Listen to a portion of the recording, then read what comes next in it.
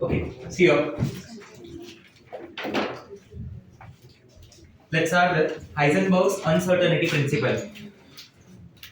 And now, according to de Broglie, एक बात तो एकदम क्लियर हो गया that electron possess dual nature, wave as well as particle nature. तो बात ये हुआ कि वो जो ऑर्बिट है, in that orbit इलेक्ट्रॉन का मोमेंट कैसा है, is wave like. बराबर. अगर इलेक्ट्रॉन नॉर्मली पहले क्या बात हो रहा था कि इलेक्ट्रॉन एक डेफिनेट पाथ फॉलो करता है जिसे अपन ऑर्बिट के नाम से बुलाते हैं, यू रिमेंबर, ऐसा अपना बातचीत था, ठीक है. अब ये बात आ गया कि वो वेव की तरह घूमता है, तो हाइजेनबर्ग ने क्या बोला कि अगर वो इलेक्ट्रॉन वेव की तरह घूमता है, ठीक है, तो it is very difficult to determine the position and momentum of that electron simultaneously. उस इलेक्ट्रॉन का पोजीशन और मोमेंटम दोनों डिटरमाइन करना साथ में काफी डिफिकल्ट है. तो उसने क्या बोला कि अगर आप इलेक्ट्रॉन का पोजीशन और मोमेंटम दोनों साथ में अगर बता रहे हो, ठीक है, दोनों साइमल्टेनियसली बता रहे हो, तो in that case it is impossible to determine the position and momentum of electrons simultaneously with 100% accuracy, with high precision. एकदम हाई प्रिसीजन के साथ इसको बता पाना मुश्किल है. उसने क्या बोला मालूम है कि definitely you will get some error. Error कैसा मालूम है कि मैं बोलता हूं कि इस मार्कर का लेंथ 10 सेंटीमीटर है, बराबर, जो डेटा है मेरे पास, जो रिपोर्ट है में डेटा है, इसका लेंथ 10 सेंटीमीटर है. और जब आप सॉल्व करते हैं ना तो आपको लेंथ मिलता है आइदर 10.1 और 9.9. मतलब आपकी एरर क्या है, प्लस माइनस 0.1. तो उसने बोला एरर मिलना ही मिलना है. और उसने इसके लिए हाइजेनबर्ग ने इक्वेशन भी डिराइव करके दिया, हाइजेनबर्ग्स अनसर्टेनिटी प्रिंसिपल. इस इक्वेशन का जो डेरिवेशन है ना, वो अपने सिलेबस का पार्ट नहीं है, सिर्फ इक्वेशन अपने सिलेबस का पार्ट है. इक्वेशन क्या बोलता है, delta p into delta x is greater than और इक्वल टू h अपॉन 4 पाई. मतलब जो डेल्टा p है, that delta p indicates what, delta p indicates the uncertainty in momentum. Delta p ना अनसर्टेनिटी इन मोमेंटम बता रहा है, whereas delta x indicate the uncertainty in position. तो ये जो uncertainty in momentum है और जो uncertainty in position है, ये हमेशा या तो इक्वल होगा या ग्रेटर देन होगा h अपॉन 4 पाई को, बराबर. ये दोनों की जो अनसर्टेनिटी होगी उसका जो प्रोडक्ट होगा या तो वो इक्वल होगा या तो वो ज्यादा होगा, किससे, h अपॉन 4 पाई से, बराबर. इसने क्या बोला मालूम है, केस 1, कि अगर आप ऐसा सोच रहे हो कि मैं अनसर्टेनिटी इन मोमेंटम जीरो करना चाहता हूं, तो in that case that uncertainty in position of electron will be infinite. अगर वन टेंड्स टू जीरो तो अदर टेंड्स टू इनफाइनाइट, ऐसी सिचुएशन बनेगी. अगर मैं ऐसा बोलना चाहता हूं, सुनना मेरी बात को ध्यान से, कि मैं बोलता हूं delta x tends to zero, so in that case delta p tends to infinite. समझ आ रहा है मेरा बात? मतलब अनसर्टेनिटी मिलना फिक्स है, कुछ भी कर लो. आप समझ रहे मेरी बात को, ठीक है. मैं इसको न्यूमेरिकल फॉर्म में कैसे लिखूंगा मालूम है, जब मुझे इसे न्यूमेरिकल फॉर्म मतलब न्यूमेरिकल के लिखना होगा तो मैं इसको ऐसा लिख दूंगा, delta p upon delta x is equal to h upon 4 pi. कितना pi, 4 pi. This is our formula number 1, ठीक है. अगर एक एग्जांपल मतलब इसका एक केस में ऐसा बता सकता हूं कि आपको बोला गया find out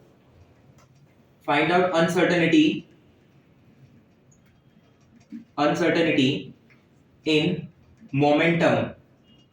Uncertainty in momentum if uncertainty in momentum is equal to uncertainty in position of electron. बराबर. अगर गिवन क्या है, delta p equal to delta x, ऐसा आपको गिवन है delta p equal to delta x. तो आप क्या करोगे, instead of writing delta x what you will write there, delta p. तो मैं इसे लिखूंगा delta p into delta p is equal to h upon 4 pi. आप समझे मेरी बात? तो delta p into delta p क्या हो जाएगा, delta p square is equal to h upon 4 pi. तो in that case delta p becomes what, under root of h upon 4 pi. समझे मेरी बात? इसी को मैं ऐसे भी बोल सकता हूं, फाइंड आउट अनसर्टेनिटी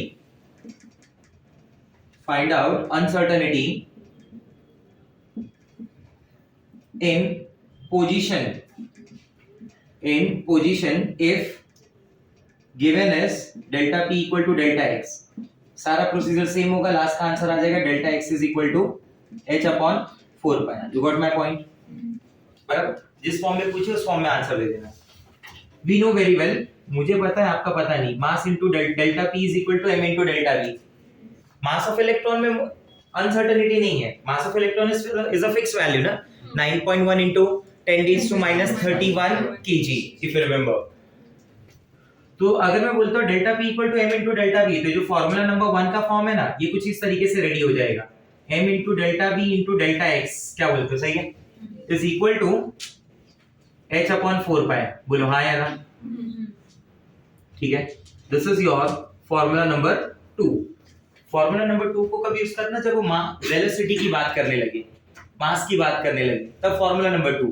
सिर्फ मोमेंटम चिल्ला रहा है तो फॉर्मूला नंबर 1। ठीक है, फॉर्मूला नंबर 2 में भी कुछ केसेस बनाए जा सकते हैं। कैसे? अगर मैं ऐसा बोलता हूं फाइंड आउट अनसर्टेनिटी इन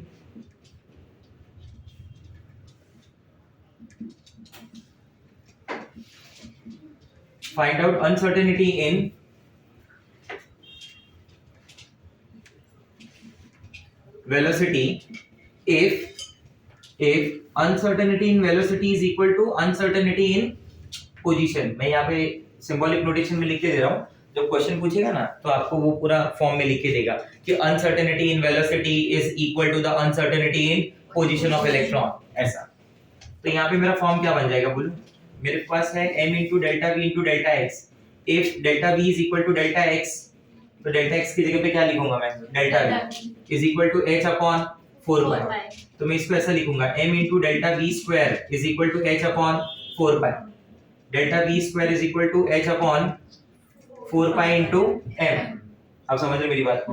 अच्छा, आपको चाहिए तो 4 को बाहर लेके 1/2 भी लिख सकते हो, वो तुम्हारा लुक आउट है। नहीं समझा मेरा बात?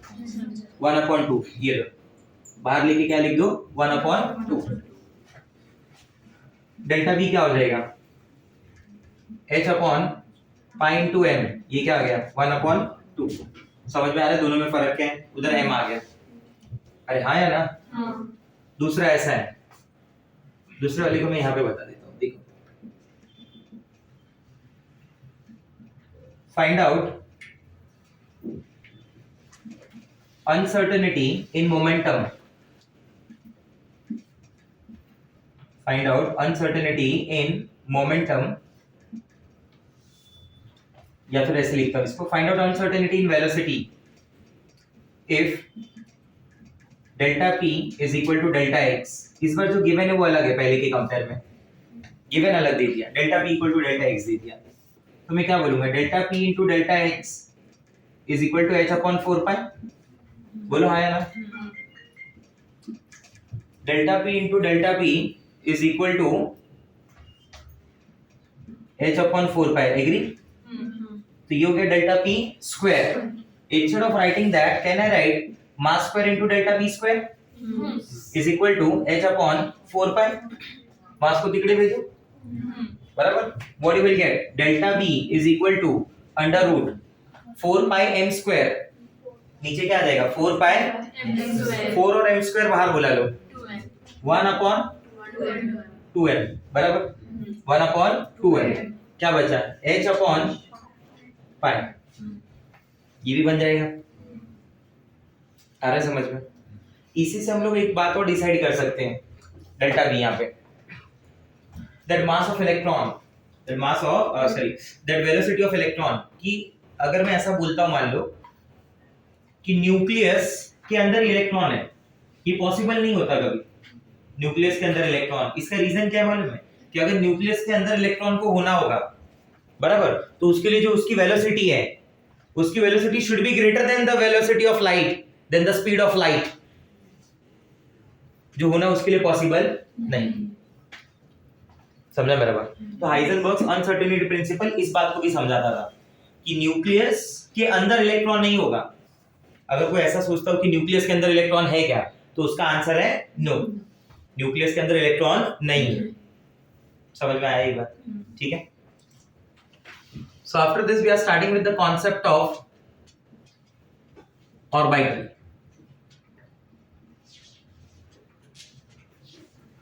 Orbital is basically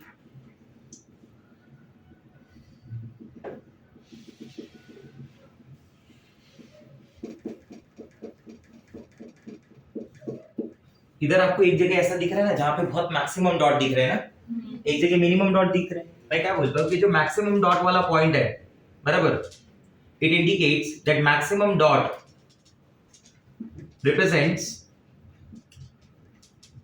these maximum dot represents high probability of finding electron, high probability of finding electron। और ये जो मिनिमम डॉट है बराबर, ये क्या समझा रहे हैं, ये क्या बता रहे हैं, it represent low probability of finding electron, ये काफी कम प्रोबेबिलिटी बता रहे हैं इलेक्ट्रॉन के मिलने की। ऐसा एरिया, ऐसा जगह, ऐसा रीजन जहां पे इलेक्ट्रॉन के मिलने का पॉसिबिलिटी सबसे ज्यादा हो, that is called orbital, that is called orbital. If you consider this premises, classroom, ऊपर का ऑफिस एंड ऑल एवरीथिंग, पूरा premises is basically the orbit, is basically the orbit. आया समझ में? ठीक है। वो जो स्टूडेंट है उसके मिलने का चांस पर्टिकुलरली उस बेंच, इस बेंच पे है ना, तो ये बेंच उसकी क्या हो गई, ऑर्बिट। आपको इतना तो पता है कि एटम के अंदर ऑर्बिट होता है, शेल जिसको बोलते हैं, this shells are further divided into sub shells, this sub shells are further divided into orbital. This premises is orbit, this classroom is a subshell, और ये जो बेंच है जिस पे आप बैठे is orbit। आपके मिलने का चांस सबसे ज्यादा इधर, कितना, greater than 95% during your class hours, greater than 95%। 5% क्यों कम बोल रहा हूं मैं, क्या पता आप जब वॉशरूम के लिए गए, आपको ऊपर किसी काम से बुला लिया ऑफिस में, तो वो 5% में काउंट हो जाएगा ना। ऐसे उधर भी है, क्योंकि हाइजेनबर्ग का क्या बोलना है कि एरर तो मिलना ही है ना, तो उससे इंस्पायर्ड होकर स्क्रॉडिंजर वेव इक्वेशन जो है, स्क्रॉडिंजर जो साइंटिस्ट है, उसने ऑर्बिटल की डेफिनेशन ऐसे दी है कि orbital is the region where the probability of finding electron is maximum, and here when I say maximum it is greater than 95%, ये 95% से ज्यादा। आपको मेरी बात समझ में आ रही है मैं क्या बोलना चाहता हूँ, उसे मैं ऑर्बिटल बोलता हूँ। क्या बोलता हूँ? Orbital. What is the basic difference between orbit and orbital?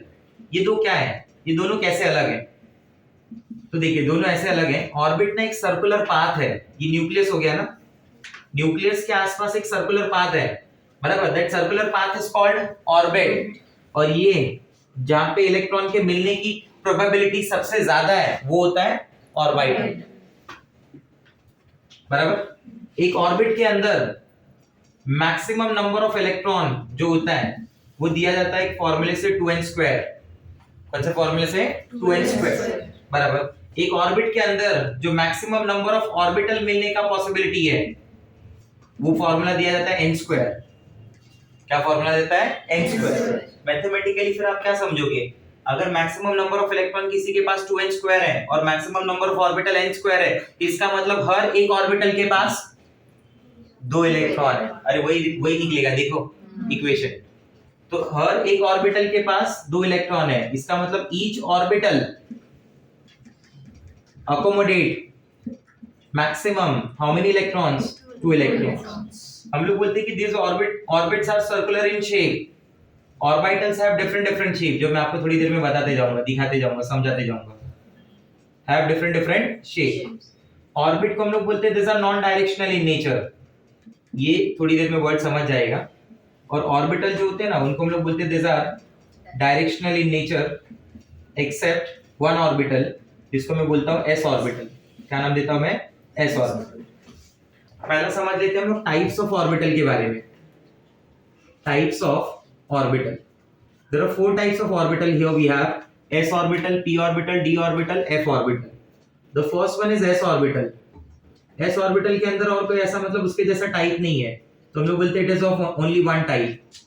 Shape की बात करेंगे तो इसको बुलाते हैं spherical. Don't be under impression that s stands for spherical. ऐसा ना सोचिए कि जो s ऑर्बिटल का है वो स्फेरिकल होता है, आप में से कई सारे लोगों को लगता भी होगा ऐसा, नहीं, वो एक लाइन होती है शार्प लाइन, उस शार्प लाइन के नाम से ऐसा आता है। स्फेरिकल का ऐसा नहीं होता। प्रिंसिपल जो p ऑर्बिटल है वो p का मीनिंग अलग होता है, उसका शेप तो डम्बेल होता है ना, बराबर। तो ऐसा नहीं सोचे। ये दिखता कैसा है, इसका बाउंड्री कैसा होता है, इसका बाउंड्री ना स्फेरिकल होता है, मतलब ये s ऑर्बिटल ना स्फेरिकल होता है। तो हमारा मानना होता है कि ये जो स्फेरिकल आप लाइन बाउंड्री ड्रॉ कर रहे हैं, इसके अंदर ही इलेक्ट्रॉन मिलने के चांसेस बहुत ज्यादा है, इसलिए उस ऑर्बिटल को क्या नाम दिया गया, s ऑर्बिटल, बराबर। और इसके अंदर जो इलेक्ट्रॉन मिलने की प्रोबेबिलिटी है, इलेक्ट्रॉन मिलने के जो चांसेस हैं, बराबर, जो प्रोबेबिलिटी है, जो इलेक्ट्रॉन मिलने के चांसेस हैं, वो ऑलमोस्ट क्या है, सेम है एवरीवेयर। क्या आपको कहीं पे ऐसा लग रहा है किसी डायरेक्शन में इलेक्ट्रॉन कम है, किसी में ज्यादा है? नहीं। इसलिए इस ऑर्बिटल को बोला जाता है नॉन डायरेक्शनल। नॉन डायरेक्शनल कि इसी डायरेक्शन में रखा जाए तो इलेक्ट्रॉन मिलेंगे, इस डायरेक्शन में जाओगे तो इलेक्ट्रॉन नहीं मिलेंगे, ऐसा कुछ नहीं है। तो we say that this s orbital is totally non directional in nature. You got my point? ये जो ऑर्बिटल है कैसा है, non directional in nature.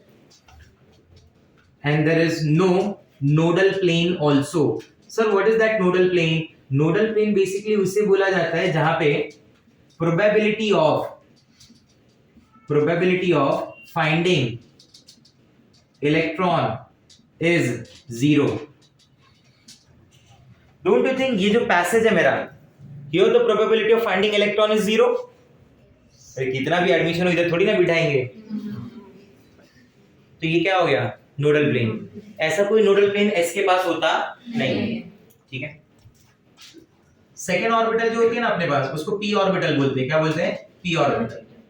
This p orbital is of three types: px orbital which is along x axis, py orbital that is along y axis, pz orbital which is along z axis, बराबर। and all these three orbitals are perpendicular to each other। अगर इनके मैं diagram आपको बना के दिखाऊं, बराबर, इसका शेप क्या होता है? This orbitals are basically the dumbbell shape. Dumbbell नहीं होता, उसको डम्बेल बोलते हैं, बराबर, डम्बेल शेप। तो ये ऐसे होगा, this is x axis and here it is y axis, बराबर। तो अगर ये ऑर्बिटल x एक्सिस पे है तो मैं इसे क्या नाम दूंगा, दिस इज px ऑर्बिटल। अब आप इसमें देखेंगे ना तो आपको ये जो बाउंड्री बनाई हुई दिख रही है, उसका जो शेप बनाया हुआ दिख रहा है, वो कुछ ऐसे जा रहा है, ऐसे, मतलब एक जगह प्रोबेबिलिटी ऑफ इलेक्ट्रॉन कम है, फिर ज्यादा है, फिर वापस कहीं कम हो रहा है। एक जगह तो ऐसा भी हो रहा है कि प्रोबेबिलिटी ऑफ इलेक्ट्रॉन क्या आ रहा है, जीरो। ये इलेक्ट्रॉन के मिलने की प्रोबेबिलिटी है, जो शेप बनाया जाता है ना, जो बाउंड्री ड्रॉ की जाती है। समझ आ रहा है मेरा बात? तो ये कैसा नेचर बोला जाता है कि it is directional in nature, जिसके इलेक्ट्रॉन डिपेंड मतलब करते हैं कि किस तरफ आप जा रहे हैं, किस तरफ आप नहीं जा रहे। समझा नहीं समझा मेरा बात? अगर मैं बोलता हूं कि ये px ऑर्बिटल है, बराबर, x with respect to p orbital, with respect to px orbital, मेरा बोलना ऐसा है, with respect to px orbital, इसके लिए yz प्लेन ऐसा होगा ना जिसमें px ऑर्बिटल के इलेक्ट्रॉन के मिलने की प्रोबेबिलिटी क्या होगी, जीरो। कौन सा plane? yz। This is x axis, y axis, z, बराबर। 3D में अज्यूम करें इसे, x है, y है और इस तरफ क्या है, z। तो इसके ना इलेक्ट्रॉन ऐसे ऐसे, कुछ समझ रहे हैं, यहां से ऐसे आ रहा है 3D में, यहाँ पे ये x के इलेक्ट्रॉन है, क्योंकि वो x ऐसे पीछे आ रहा होगा ना, तो ये पॉजिटिव x, फिर ये पीछे नेगेटिव x, बराबर। इधर this is the yz plane, इसमें x के इलेक्ट्रॉन मिलने की प्रोबेबिलिटी नहीं है। मैं ये नहीं बोल रहा हूँ इलेक्ट्रॉन नहीं मिलता, मैं बोल रहा हूँ with respect to px orbital, उसका इलेक्ट्रॉन yz में नहीं होता, तो yz प्लेन उसके लिए क्या होगा, नोडल प्लेन। क्योंकि what is nodal plane? Is a plane where probability of finding electron is zero. Yes. So all these orbital possess one nodal plane. Here the nodal plane is yz. अगर मैं इसे z मानता हूं और मैं इसे x मानता हूं और मैं बोलता हूं कि एक ऑर्बिटल है, तो मैं इसे बोलूंगा ये pz ऑर्बिटल है, तो इसका नोडल प्लेन क्या हो जाएगा, xy, बराबर। तीसरा वाला क्या होगा तुम्हारा, ये तुम्हारा y हो गया, ये तुम्हारा z हो गया मान लीजिए, या x हो गया मान लीजिए, ये x है, इस ऑर्बिटल का नाम क्या हो गया, py, px, py, pz। Sequence पे अलग बना दिया बट फर्क नहीं पड़ता उससे। इसका नोडल प्लेन क्या होगा, 1 होगा। कौन सा वाला होगा, x z। ये p ऑर्बिटल के शेप के बारे में हम लोग डिस्कस कर रहे हैं। टॉपिक का नाम दिया जाए तो ये टॉपिक का नाम है type of orbital and shape of orbital. वो ऑर्बिटल दिखते कैसे, उनका शेप क्या है, समझ रहे मेरी बात को। Third one is D orbital. कौन सी orbital? D. This D orbital is of 5 types. How many types? 5। ये 5 टाइप कौन से होते हैं वो समझ लेते हैं हम लोग। ये 5 टाइप होती है dxy, dyz, dxz, dx square minus y square and dz square। बराबर। xy yz xz ये जो एंगल होते हैं ना इसके, ये 0 डिग्री एंगल वाले होते हैं। बराबर। This all are present along the axis। This all are present along the axis। जैसे मैं बोलता हूँ कि मान लीजिए ये x हो गया और ये y हो गया। बराबर। तो d ऑर्बिटल कैसे होगी मालूम है? ये along x एक्सिस और ये along y एक्सिस फुल जैसा बन रहा है। तो इसे बोला जाता है dxy। क्या बोला जाता है? dxy। क्या बोला जाता है? dxy। With the angle with respect to the axis is 0 degree. अगर ये y और ये z है तो ये ऑर्बिटल का नाम क्या हो गया? dyz। अगर ये z है और ये x है तो ऑर्बिटल का नाम क्या हो गया? dxz। टोटल कितने टाइप होती हैं? 5। अगर dx square minus y square exist होता है तो dy square minus z square और dx square minus z square क्यों नहीं होता?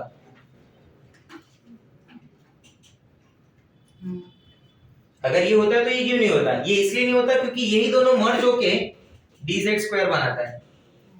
यही दोनों मर्ज होके क्या बनाता है? dz square. मैं आपको dx square minus y square बना के दिखाता हूँ। ये आपका x एक्सिस हो गया, ये y एक्सिस हो गया। बराबर। इसका एंगल कितना बना जाता है? 45 डिग्री। ये x है और ये y है, देखना। Here the angle is 45। बराबर। ठीक क्या हो गया? dx square minus y square. ऐसे आप yz और xz भी अज्यूम कर सकते हैं।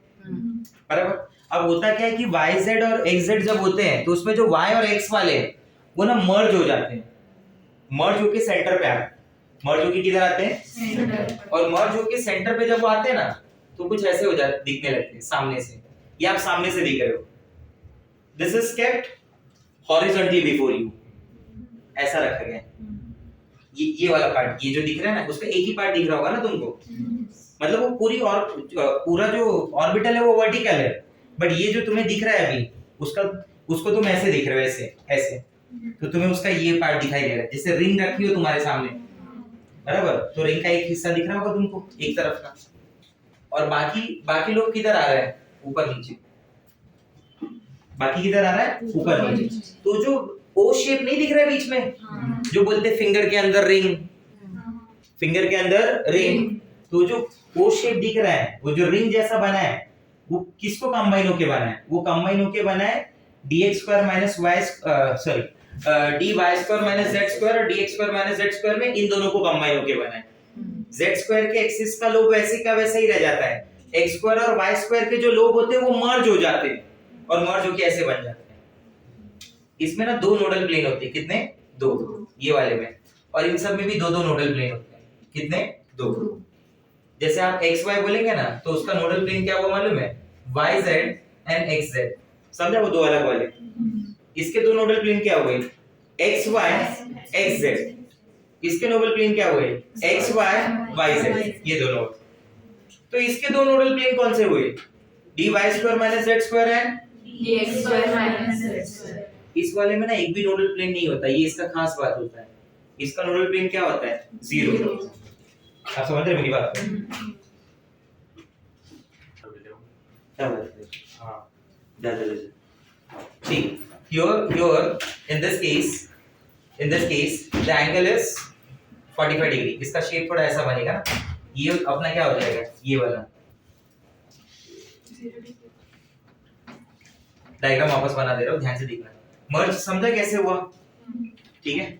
इस वाले केस में एंगल क्या आता है? 45 डिग्री। ये मान लो मेरा y हो गया, ये x हो गया।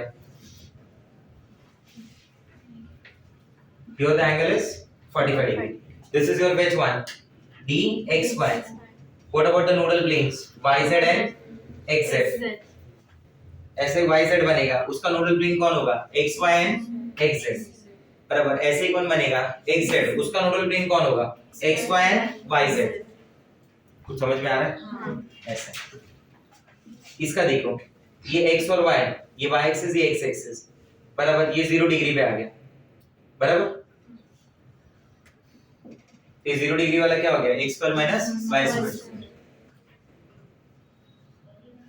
अब समझो रिंग वाला जो बोलते हैं लोग कि सामने से ऐसा दिखा तो ये पार्ट दिखता है और ये दोनों ऊपर का लोब दिखता है, इसलिए ऐसा दिखता है। If it is vertically kept before you like this, if it is kept horizontally, तो ये z स्क्वायर का खाली आगे का पार्ट दिखेगा तुमको। अगर ऐसा दिखाओ तो, ऐसा दिखाओ तो तुमको ये वाला पार्ट भी दिखेगा और ये वाला पार्ट भी दिखेगा, ये भी दिखेगा। इसमें इलेक्ट्रॉन ना सारे प्लेन में होता है, तुमने देखा वो छोटे छोटे लोब्स थे पूरे प्लेन में थे, तो मतलब इसमें नोडल प्लेन क्या बनता है, 0। समझ आए बात। चौथा ऑर्बिटल होता है f ऑर्बिटल। कौन सा orbital, f orbital. f orbital होता है 7 टाइप्स। कितना टाइप, 7। +2 करते जाने का, 1 3 5 7, आगे आया तो 9। इन फ्यूचर अगर जरूरत पड़ी तो g orbital is defined. Which orbital, g। हाँ, जिसके पास अपन बोलेंगे कि g ऑर्बिटल के अंदर कितनी टाइप्स होंगी, 9 टाइप्स। ये 7 टाइप्स है, कितनी, 7, बराबर। इन सब ऑर्बिटल का नोटेशन कैसे दिया जाता है, इनको थ्योरेटिकली ऐसे डिनोट किया जाता है। अगर एक बॉक्स बनाया आपने तो मतलब आप s ऑर्बिटल बना रहे हैं, s की बात कर रहे हैं। अगर आपने ऐसा 3 बनाया हुआ है तो मतलब ये p ऑर्बिटल हो गई, px py pz। अगर आपने 5 बनाया हुआ है मतलब आप किसके बारे में बोल रहे हो, dxy dyz dxz dx square minus y square dz square.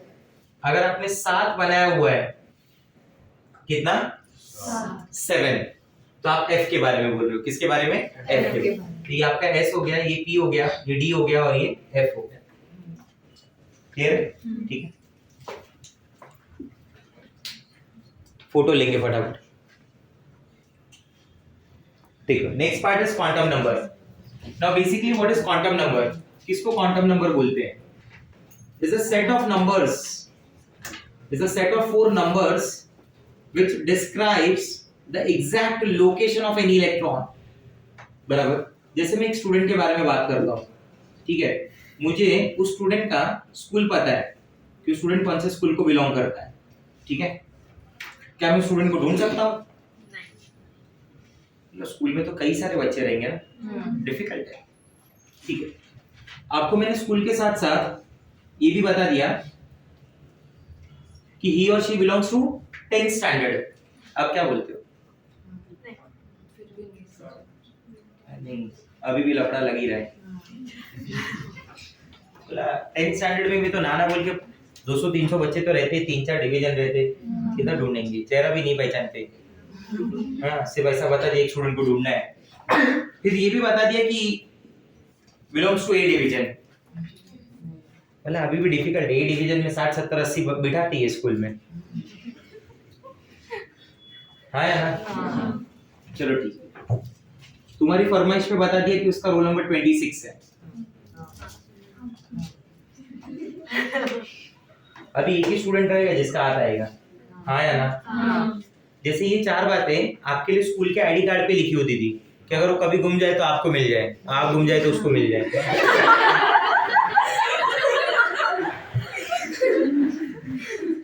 हाँ या ना। ऐसा ही 4 नंबर हम लोग ने बनाया इलेक्ट्रॉन के लिए। किसके लिए, इलेक्ट्रॉन। जैसे अपन इलेक्ट्रॉन के लिए कैसे बोलते हैं कि इलेक्ट्रॉन एटम में कहां पे रहता है, शेल में। शेल के अंदर क्या होता है, सबशेल। सबशेल के अंदर क्या होता है, ऑर्बिटल। ऑर्बिटल में इलेक्ट्रॉन्स प्रेजेंट होते हैं, अलग अलग स्पिन होती है। ये 4 नंबर को अगर पता कर लिया गया तो आप इलेक्ट्रॉन की एग्जैक्ट लोकेशन बता पा रहे हैं।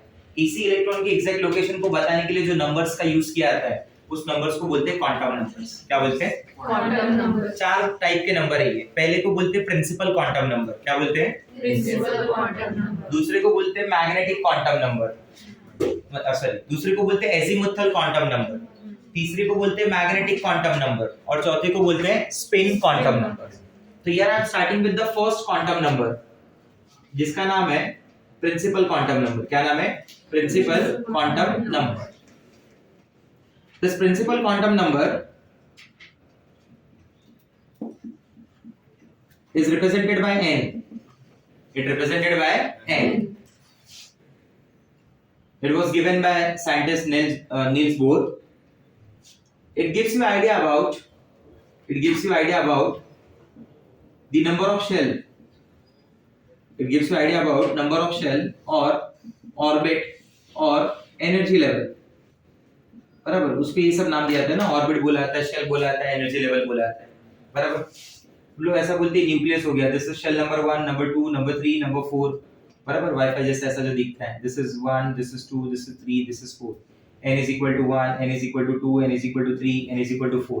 बराबर, तो ये प्रिंसिपल क्वांटम नंबर आपको ये नंबर ऑफ शेल के बारे में बताता है, earlier designated as k l m n. ऐसा 4 तक कोई जरूरी नहीं है, 5 6 7 8 इनफाइनाइट कितना भी हो सकता है. हाँ है ना, ये पता है आपको ये बात, ठीक है. And what we say you know, as the number of shell increases there energy level goes on increasing. उनका शेल का एनर्जी क्या होता है, बढ़ता जाता है. जैसा जैसा नंबर ऑफ शेल बढ़ेगा, सुनना मेरी बात को ध्यान से, जैसा जैसा नंबर ऑफ शेल बढ़ेगा there energy level goes on increasing. There energy level goes on increasing, उसका एनर्जी लेवल बढ़ेगा. ये आपने पहले भी नोटिस किया है हाइड्रोजन एटम के केस में. पहले वाले का -13.6, दूसरे वाले का -3.5, तीसरे वाले का -1.5. समझ में आ रहा है? ऐसा करते करते करते करते इनफाइनाइट पे जो होगा उसका जीरो होता है. बढ़ता गया ना, बढ़ता गया, माइनस से चालू होकर जीरो पे पहुंच गया. मतलब आप नेगेटिव में थे और आप जीरो पे आ गए, तो प्रोग्रेस हुई ना. तब फिर हाँ है ना, क्लियर हो रहा है मेरा बात. And this n also give you idea about the number of period. Periodic table में period number 1, period number 2, period number 3 ऐसा आता है ना. तो ये जो n रहेगा वो उसका पीरियड बताता है. ये भी एक है. अगर मैं बोलता हूँ कि एलिमेंट जो है थर्ड पीरियड का है, तो उसके लिए n की वैल्यू क्या होगी, 3. चलो ये नहीं समझ पाए तो आगे समझ जाएगी, आगे बात करेंगे. अगर ये नहीं पता है तो आगे का पॉइंट ऐसा है. प्रिंसिपल क्वांटम नंबर में electron revolve only in those orbit, if you remember, electron revolve only in those orbit where the angular momentum of electron is integral multiple of h upon 2 pi. तो हम लोग ऐसा भी बोलते हैं कि ये जो ऑर्बिट है इसका जो एंगुलर मोमेंटम है, ये जो ऑर्बिट है इसका जो एंगुलर मोमेंटम है वो क्या होता है, nh upon 2 pi. What it is? nh upon 2 pi. अगर मैं आपको बोलता हूँ कि n is equal to 1 तो उस केस में आंसर आ गया h upon 2 pi. अगर मैं आपको बोलता हूँ कि n is equal to 2 तो उस केस में आंसर आ गया h upon pi. अगर मैं आपको बोलता हूँ n is equal to 3 तो उस केस में अलग आंसर आ गया. 4 बोला तो अलग आंसर आ गया, 5 बोला तो अलग आंसर आ गया. तो ये सारी बातें, सारी इंफॉर्मेशन कौन डिस्क्राइब करता है, प्रिंसिपल क्वांटम नंबर. दूसरा क्वांटम नंबर होता है azimuthal quantum number. This quantum number is also called as secondary quantum number और subsidiary quantum number. It is represented by L. इस क्वांटम नंबर की वैल्यूज को L से रिप्रेजेंट किया जाता है. वैल्यू ऑफ L क्या बताता है, वैल्यू ऑफ L आपको आइडिया देता है सबशेल्स के बारे में. किसके बारे में, subshells. Value of L is decided by the value of n. n की वैल्यू डिसाइड करता है कि L का वैल्यू कितना होगा. कैसे डिसाइड करता है, उसका फॉर्मूला है L is equal to 0 to n minus 1. अगर मैं आपको ऐसा बोलता हूँ कि n की वैल्यू 1 है तो उस केस में L की वैल्यू क्या आएगी, 0. ठीक है. अच्छा, मैं उसके पहले एक और बात बता देता हूं आपको कि this values of L describe the subshells. अगर किसी इलेक्ट्रॉन के लिए L का वैल्यू आप 0 लिखते हो, एक्सपेरिमेंटली अगर L का वैल्यू 0 आता है तो हम लोग बोलते हैं कि ये S सबशेल के लिए, किसके लिए, S सबशेल. अगर मैं बोलता हूं L is equal to 1 आता है तो कौन सा सबशेल, P. अगर मैं बोलता हूं L is equal to 2 आता है तो इसका मतलब D सबशेल. अगर मैं बोलता हूं L is equal to 3 आता है तो इसका मतलब F सबशेल. बराबर. Value of L is decided by the value of n, जिसका फॉर्मूला होता है L is equal to 0 to n minus 1. What is the formula, L is equal to 0 to n minus 1.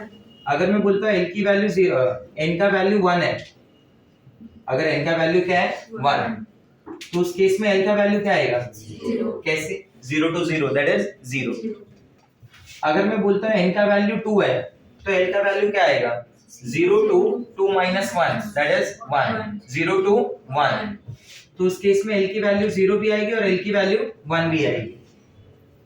समझ रहे मेरी बात को. अगर मैं बोलता हूं n is equal to 3 है तो उस केस में L का वैल्यू क्या आएगा, 0 भी आएगा 1 भी आएगा और 2 भी आएगा। अगर मैं बोलता हूँ कि n की वैल्यू 4 है बराबर, तो उस केस में l का वैल्यू 0 आएगा, 1 आएगा, 2 आएगा और 3 है। इतना सब देख के आपने एक बात तो समझ लिया होगा कि n का वैल्यू हमेशा l की वैल्यू से बड़ा ही होगा। अगर आप n1 बोलते हो और l0 बोलते हो तो अभी तक आपने क्या समझा है? n1 का मतलब क्या होता है? First shell. और l0 मतलब क्या होता है? s sub shell. मतलब ये क्या है? 1s है। क्या लिखते हैं उसको? 1s। इसको पढ़ते कैसे? 1s को s sub shell of the first shell, s subshell of the first shell. n2 है और l0 है तो इसे 2s लिखते हैं, इसे 2p, क्योंकि l की वैल्यू 1 होगी तो p सब शेल होती है ना। इसे पढ़ते कैसे हैं? p subshell of the second shell, p subshell of the second shell. अगर n की वैल्यू 3 है और l की वैल्यू 0 है तो इसे 3s लिखते हैं। क्या लिखते हैं? 3s। इसे 3p लिखते हैं, इसे 3d लिखते हैं, इसे 4s, 4p, 4d, 4s। समझ रहे मेरी बात? क्लियर हो रहा है? ठीक है। किसी सबशेल के अंदर कितना maximum number of electron possible है वो given by formula 2 into 2l plus 1। What is the formula? 2 into 2l plus 1। अगर मैं बोलता हूं l का वैल्यू 0 है तो ये 0 हो गया, 0 into 2 0 plus 1 1 into 2, इसलिए s सबशेल के अंदर मैक्सिमम 2 इलेक्ट्रॉन आएंगे। l इज, ये याद कर लेना है सबको, सीधा सीधा ये लर्न कर लेना है जिसे नहीं पता है।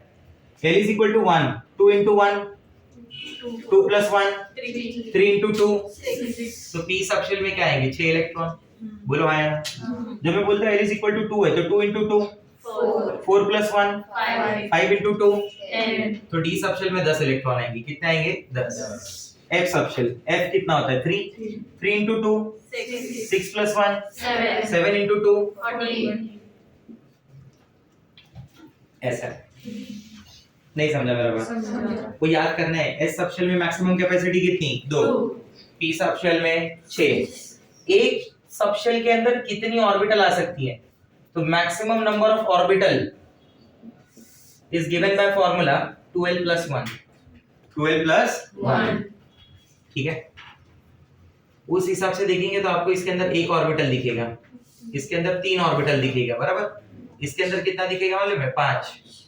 अरे डिवाइड बाय 2 ही तो किया उसको, तो जितने इलेक्ट्रॉन होंगे उतने डिवाइड बाय 2 होंगे। इसमें कितना दिखेगा? 7। 6 ही है, एक ले लो, 3 3 6 1 7 बराबर। ऐसे तीसरा जो क्वांटम नंबर है उसका नाम है मैग्नेटिक क्वांटम नंबर। क्या नाम है? Magnetic quantum number. Magnetic quantum number को हम m से रिप्रेजेंट करते हैं। किससे? बराबर। This m give you idea about the orientation of subshells, orbital के बारे में समझाता है बेसिकली। ये जो वैल्यू ऑफ m होगी ना, that value of m depends on the value of l। l की वैल्यू से m का वैल्यू मिलेगा थ्योरेटिकली। कैसे? m is equal to minus l to plus l। Minus l से प्लस l, माइनस से plus आएंगे तो बीच में 0 आएगा या नहीं आएगा? आएगा। ठीक है, चाहिए तो मैं लिख के भी दे देता हूं, minus l to 0 to plus l। अगर मैं बोलता हूं कि l का वैल्यू 0 तो उस केस में m का वैल्यू, मतलब इसके पास एक ही ऑर्बिटल है, जो मैं पहले भी बता चुका आपको, s वाला। s के अंदर सबशेल भी वही, ऑर्बिटल भी वही, अकेला ही है ना। फर्स्ट फ्लोर पे तुम्हारा अकेले का ही घर है तो फ्लैट नंबर क्या? फर्स्ट फ्लोर बोलो, आओ खत्म। फ्लैट नंबर तो तब चाहिए जब फर्स्ट फ्लोर पे 2-3 घर हो, पूरा फ्लोर ही तुम्हारा है, तब फिर टेंशन क्या है? क्या बोलते हो? हाँ है ना। अगर मैं बोलता हूँ l is equal to 1 तो m क्या मिलेगा? m हो जाएगा -1 0 प्लस। रिप्रेजेंटेशन में ऐसा दिखा सकते हैं उसे। समझ रहे बात को? ये पूरे को सबशेल बोला जाता है। सिंगल सिंगल पे आते हैं तो ऑर्बिटल होते हैं, ऐसा भी आप समझ सकते हैं अगर आपको थ्योरी में डाउट हो तो। m क्या बोला जाएगा? -2 -1 0 +1 +2। कितने हो गए? 5। 1 2 3 4 5। समझ में आ रहा है बात? अगर मैं लिखता हूँ l is equal to 3 तो क्या होता है? m -3 -2 -1 0 +1 +2 +3। 1 2 3 4 5 6 7 दिख रहा है 7 इस तरीके से। और ईच ऑर्बिटल मैंने क्या बताया था आपको, each orbital accommodate maximum 2 electron. Each orbital accommodate maximum 2 electron. इधर एक पॉइंट बताना भूल गया मैं एजीमुथल में, इसका एक मोमेंटम होता है जिसको हम लोग बोलते हैं ऑर्बिटल एंगुलर मोमेंटम। क्या बोलते हैं? Orbital angular. उसको हम लोग ना L से रिप्रेजेंट करते हैं, L से, और उसका फॉर्मूला होता है L is equal to under root of small l l plus 1 into h upon 2 pi. क्या फॉर्मूला होता है? h upon 2 pi. जैसे एग्जांपल में अगर मुझे बोल दिया गया कि find out the angular momentum for 3s orbital, तो s के लिए l की वैल्यू क्या होती है? 0। तो जब यहाँ पे 0 डालेंगे तो उसका एंगुलर मोमेंटम क्या आएगा? 0। 0 plus 1 1 1 into 0 0 0 into h upon 2 pi 0 under root of 0। अगर मैं बोलता हूँ कि मान लो वो 2p है, तो p के लिए l की वैल्यू क्या होती है? 1 तो 1 प्लस 1 2 इंटू 1 2। अरे वीडियो चालू है, फटाफट बोलो। रूट 2 इंटू h अपॉन 2 पाई h अपॉन रूट 2 पाई। ऊपर रूट 2 आएगा ना, तो नीचे 2 का क्या होगा? Root 2 into root 2। ऊपर का रूट 2 इस रूट 2 से कैंसिल हो जाएगा, तो क्या बचा? h अपॉन रूट 2 पाई। नहीं समझे मेरी बात? बराबर। अगर मैं बोलता हूँ ये 3D है, क्या है ये? D, तो l की वैल्यू क्या आएगी? 2 आएगी। 2 1 3 3 2 6 ना, under root of 6 h upon 2 pi. ज्यादा मेहनत मत करो, h अपॉन 2 पाई आया ना। मान लीजिए बोल दिया 4f, तो l की वैल्यू क्या हो गई? 3। आंसर बता सकते हैं? मतलब ऑर्बिटल एंगुलर मोमेंटम अगर सबशेल का बाहर कर लिया तो हो गया, s का हमेशा 0 ही होगा। वो 1 के साथ हो, 2 के साथ हो, 3 के साथ हो, 4 के साथ हो, कोई फर्क नहीं पड़ता। चौथा जो क्वांटम नंबर है ना, वो है स्पिन क्वांटम नंबर। कौन सा? Spin quantum number. हर एक ऑर्बिटल के अंदर आप कितना इलेक्ट्रॉन रखेंगे? 2। दोनों सिमिलर चार्ज वाले हैं, इसलिए नाराज है एक दूसरे से, anti parallel to each other. इसको बोलते हैं anti parallel to each other. बराबर, ये anti parallel to each other माना जाता है। पैरेलल वो होते हैं जो दो लोग साथ में चलते हैं, देखा होगा आपने आते आते बहुत सारे लोगों को। बराबर, ये एंटी पैरेलल वाले।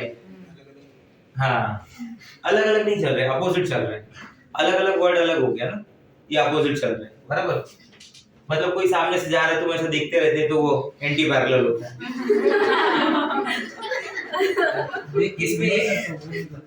इसमें एक ही स्पिन को, अरे कोई पहचान वाला दिखा तो देखते हैं ना अपन। तुम क्या सोच रहे हैं?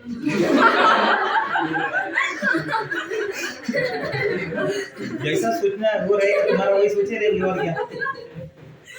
स्पिन क्या है? एक ही स्पिन को प्लस हाफ बोलते हैं और एक ही स्पिन को माइनस हाफ बोलते हैं। अपने दिमाग में ऐसा होता है कि plus half is clockwise, minus half is anti clockwise. कहीं भी किसी बुक में लिखा हुआ नहीं है ऐसा। They are not classical analog of each other. बराबर, वो प्लस हाफ क्लॉकवाइज भी हो सकता है, एंटी क्लॉकवाइज भी हो सकता है, वो कुछ भी हो सकता है। आया समझ में? वो यही हो ये जरूरी नहीं है। बराबर, लेकिन ये होगा कि एक क्लॉकवाइज होगा और एक एंटी क्लॉकवाइज। आया समझ में बात? ठीक है। अगर क्वेश्चन पूछा जाए ऐसा कि right all possible quantum numbers, right all possible quantum number for given value of n, for given value of n। तो मान लो जैसे मैं कहीं पे लिखता हूँ n1 है, तो जब n की वैल्यू 1 होगी यानी फर्स्ट शेल होगा, तो l की वैल्यू क्या होगी? 0। मतलब फर्स्ट शेल के अंदर कौन सी सब शेल होगी? s। अगर l की वैल्यू 0 होगी तो n की वैल्यू क्या आएगी? 0। बराबर, ये होगी उसकी ऑर्बिटल। इस ऑर्बिटल में कितने इलेक्ट्रॉन आ सकते हैं? 2। तो उनकी स्पिन क्या हो सकती है? या तो प्लस हाफ या तो माइनस हाफ। दोनों इलेक्ट्रॉन की अलग अलग होगी। तो ये उसका एग्जैक्ट एड्रेस हो गया। पहला शेल में s सबशेल के अंदर, क्योंकि उसमें तो ऑर्बिटल और सबशेल एक ही है। अगर ये इलेक्ट्रॉन है तो प्लस हाफ, दूसरा वाला है तो माइनस हाफ। वो आप देख के नहीं बता सकते कौन सा प्लस हाफ होगा कौन सा माइनस हाफ। ऑप्शन जैसा दिया वो बोल सकते हैं। सर वो जो पहला बनाते हो प्लस हाफ, ऐसा कुछ नहीं है सर। वो सीधा ही बना सकते हैं, यानी उल्टा भी बना सकते हैं, बट एक यूनिफॉर्मिटी मेंटेन करने के लिए बुक्स में हमेशा वैसे ही बनाया रहता है। तो अगर n की वैल्यू 2 दी गई है तो मतलब वो इलेक्ट्रॉन कौन से शेल का है? सेकंड। मैंने बोला था ना, ये चारों पता चल जाए तो आप इलेक्ट्रॉन की एग्जैक्ट लोकेशन बता पा रहे हो। इसलिए तो ये नंबर्स का यूज कर रहे हैं हम लोग। बराबर। ये नंबर्स कहीं ना कहीं से फाइंड आउट किए गए हैं ना, हम लोग फाइंड आउट नहीं कर रहे, मैं सिर्फ बता रहा हूँ तुम्हें कि इन नंबर्स का यूज करके तुम कैसे समझ सकते हो। हाँ या ना? हाँ। अब मैं बोलता n is equal to 2, n is equal to 2, तो n is equal to 2 में ना l की वैल्यू 0 भी पॉसिबल है, l की वैल्यू 1 भी पॉसिबल है, मतलब 2s भी हो सकता है, 2p भी हो सकता है। अगर s होगा तो उसमें तो n equal to 0 ही होता है खाली। अगर 1 हो है तो उसमें क्या है, -1 भी है, 0 भी है, +1 भी है। इसमें भी 2 इलेक्ट्रॉन होंगे, प्लस हाफ माइनस हाफ, इसमें भी हर एक के अंदर 2-2 इलेक्ट्रॉन होंगे ना। ये ऐसा होगा, ये देखिए, ये -1 है, ये 0, ये +1, इधर भी 2 इलेक्ट्रॉन होंगे, इधर भी 2 होगा, इधर भी 2 होगा, हर दो में plus half minus half, plus half minus half, plus half minus half की पॉसिबिलिटी है, बराबर। अगर मैं बोलता हूं n इक्वल टू 3 है तो l की वैल्यू क्या होगी, 0, l की वैल्यू क्या होगी, 1, l की वैल्यू क्या होगी, 2, तो उस केस में m की वैल्यू भी क्या होगी, 0, इधर m की वैल्यू क्या होगी, -1, 0, +1, इधर m की वैल्यू क्या होगी, -2, -1, 0, +1, +2। आ रहा है समझ में? अब बाद में भी पूछ लेना, ठीक है। इन लोगों को काफी ज्यादा समझ में आ रहा होगा, आपको इतना नहीं आ रहा होगा इस समय, पूछ लेना मेरे से याद से बाद में। n is equal to 4 में क्या आएगा, l equal to 0, l equal to 1, l equal to 2, l equal to 3। हर एक में m क्या होगा, 0, -1, 0, +1, -2, -1, 0, +1, +2, -3, -2, -1, 0, +1, +2, +3। हर एक ऑर्बिटल में 2 स्पिन होगी, plus half minus half, plus half minus half, plus half minus half, सब लिखने की जरूरत नहीं, आपने बोल दिया प्लस हाफ माइनस हाफ, बात खत्म हो गई। आप समझे मेरी बात को? तो ये होता है क्वांटम नंबर के रिलेटेड पॉइंट्स, ठीक है। अगले क्लास में जब सैटरडे को मिलेंगे तो इलेक्ट्रॉनिक कॉन्फ़िगरेशन बताऊंगा, बराबर। 188 189 तक के क्वेश्चन तुमको कॉन्फ़िगरेशन तो आता है ना, 201 तक क्वेश्चन कर लेना। कितना, 201, ठीक है।